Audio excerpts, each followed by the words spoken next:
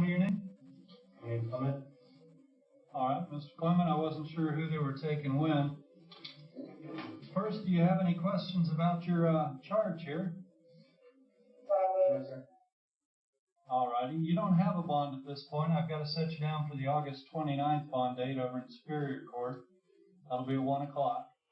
In the meantime, do you have any questions about your rights? Yes, sir. Very well, sir. Thank you.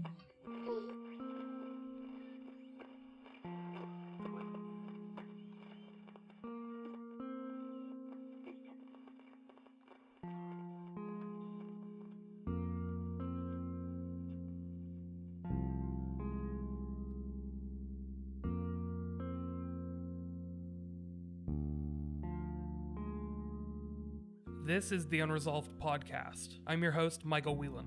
This is the second update I will be making for Chase Massner, whose story I detailed back in May. And seeing how events regarding this story have transpired over the past month or so, this will likely be the final update I make for some time.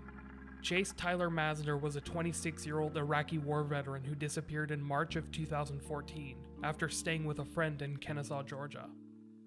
He had a wife, Amanda, and 2 young daughters who have had to grow up without their father.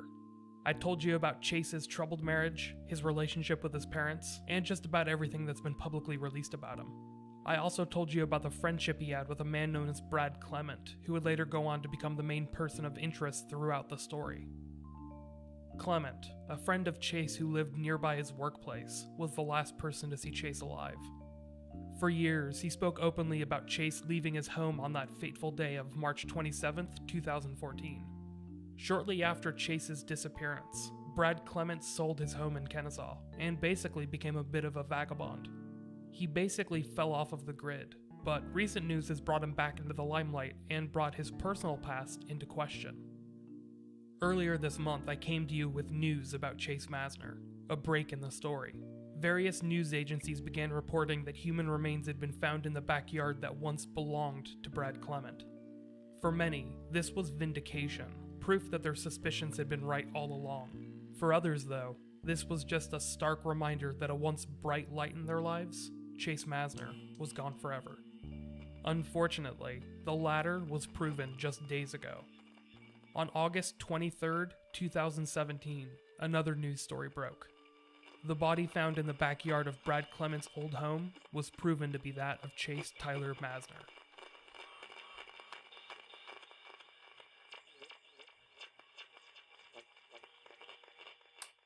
James Bradshaw Clement, most commonly referred to as Brad, told detectives that he was going to turn himself into police the day after the body was discovered.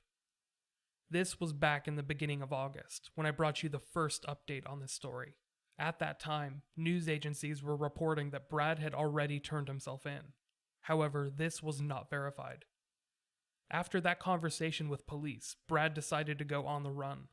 For about a week, nobody knew where Brad Clement had gone to. Police and the media reached out to his family, but they seemed to be as much in the dark as everyone else. Brad's decision to run stands in a stark contrast to the pose he presented just weeks beforehand, when he spoke to an Atlanta area CBS affiliate and declared his innocence. He seemed poised and calm.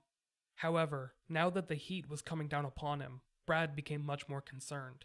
He called into that CBS affiliate after the body had been discovered in his former backyard, this time claiming that he had been framed. Gone was his poise and calm demeanor. He sounded scared, angry, and frightened. When news agencies actually dug into Brad Clement's backstory, they found some surprising information about his life in the years since Chase Massner's disappearance. In the 3 years since Chase disappeared, Brad had been arrested and charged with forgery, using a fake name, and the possession of heroin. On August 11th, 2017, after a week on the run, Brad Clement was captured in DeKalb County, Georgia, just east of Atlanta. The white van that Brad had run away in was found in the parking lot of a Publix grocery store. Photographers were there to capture a photo of Brad, handcuffed and laying belly down on the concrete parking lot while rain poured down upon him. After his arrest, Brad Clement was denied any bond and has been charged with concealing a death. I'm sure that more charges will follow. This is an ongoing case, so there are many moving pieces and things are always in constant motion.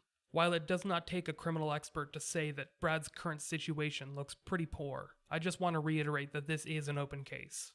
I probably will not be making any more updates until the criminal trial against Brad Clement begins, but at this point he has not been charged with the murder of Chase Massner. It is a possibility that he is not guilty of the crimes others have accused him of, and we should respect the legal process. With all of that being said, it is with a heavy heart I say that the story of Chase Massner seems to have found its ending. It is not a worthy ending for a father, a husband, a soldier, or a son, but it is an ending nonetheless. I am happy for the Massner and Cadena families to have found some kind of resolution, and I could only hope that putting Chase to rest can help bring them some type of closure. Our prayers are with all of them. Rest in peace, Chase.